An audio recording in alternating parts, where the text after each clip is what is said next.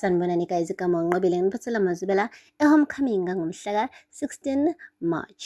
uSifiso uke wamthatha kumntwana wakhe wamyisa le eMsamo ukuyobheka phela ukuthi-ke abantu abaphansi bathini bona ngokugula kwakhe, ngoba phela sezame konke okusemandleni akhe. Wamyisa ngisho naseklinikhi. Hhayi impela odokotela badunyelwa amakhanda bangazi ukuthi umntwana uphethwe yini. Ufikile laphayana-ke wababiza-ke bonke abantu bakokubheka, ebuza phela ukuthi kungani bengamtsheli ukuthi umntwana wakhe uphethwe yini kulokho. Bekufika abantu lekhaya begula, bephethwe yizona zonke iy'nhlobo zezifo, kodwa beningitshele ukuthi ngibasize kanjani. Beningisebenzisa ukuthi ngibasize kanjani, kodwa nakhu manje umzukulu wenu umpendulo uyagula. Aningitsheli ukuthi uphethwe yini. Ngiyanicela ukuthi-ke umntwana angabe seguliswa yizono zami.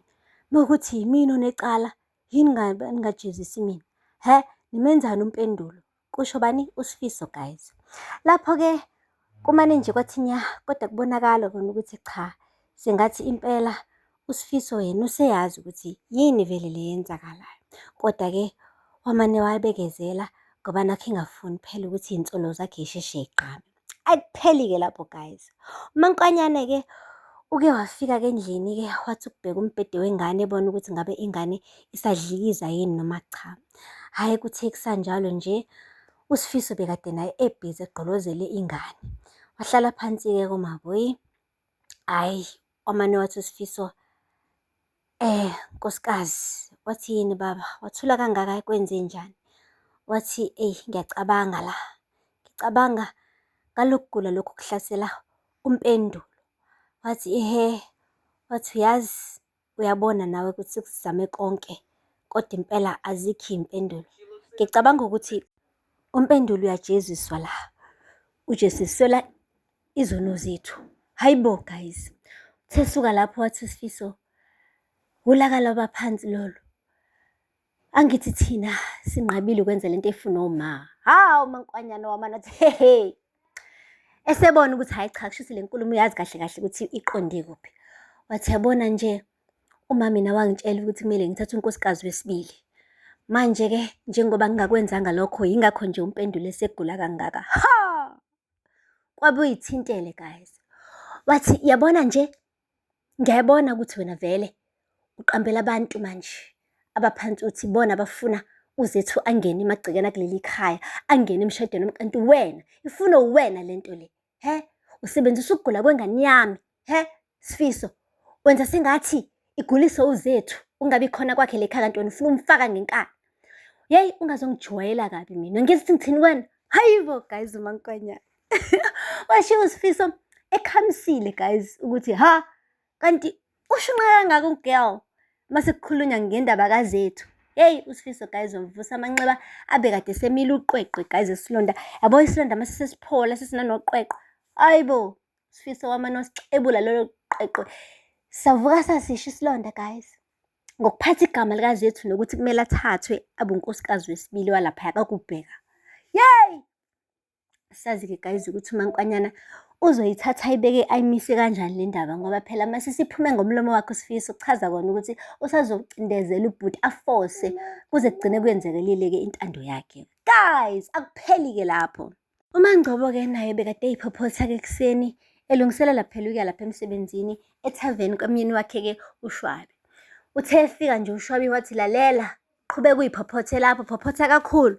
Angifuni uma ufika lapha emsebenzini kuthiwa ngiyakuhlukumeza mina. Wathi yebo khehla.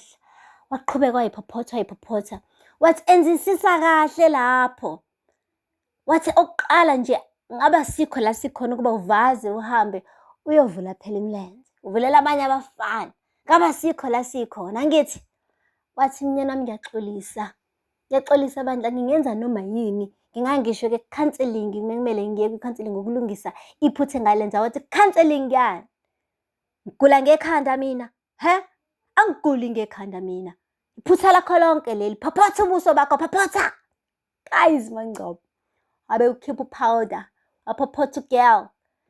Bonakala ukuthi nje kunzima kumunca kulela khaya. Injabulo ebekade ikhona isiphelile guys, ukuthi nje uMangcobo wamane wabona ungaraje, wabona indoda. Guys akupheli lapho. Phela uNgaraje benentombi nje uThando igama layo. Manje-ke ibikade iworried le ntombazane phela ibona ukuthi njalo uma imfonela uNgaraje akalibambe ucingo. Kanti akazi u-girl ukuthi uNgaraje uyisithoba amanxeba umabokoboko kade eshawa uyena uShwabi ngoba ubanjiwe phela embhedeni noMancebo. Ayi, uthe esitolo uNtombo wathi methi nhla nanguNgaraje wathi, hawu, kade ngikufonela, uphumaphi? uNgaraje wamane wathi, hhayi, ukuthi nje mina bekade ngibhizi. Wathi, hawu, bengifuna ukuzwa ukuthi impilo injani. Wathi, eyi, ngicela ukuhamba bandla ngizobe ngikubone. Wabe ephuma ehamba. Walandela uNtombo. Wafika wamtshela ukuthi lalela Ngaraje mandla bengicela silungise izinto. Wathi uNgaraje lalela, wedali anginaso isikhathi. Ungibona nje anginamsebenzi kumele ngiyofuna umsebenzi ngiyofesa. Nginey'nkinga ey'ningi kabi empilweni yami mina njengamanje. Wathi khululeka phela sizozilungisa lezo y'nkinga ndawonye. Wathi ngithe anginaso isikhathi sakho. Yazi uNgaraje guys usenqena nje ukumtshela uThando ukuthi lalela mina ngiyifunela uManceba ngikufuni. Wayibambisa udo ngengane yabantu, wayibambisa udo ngengane yabantu.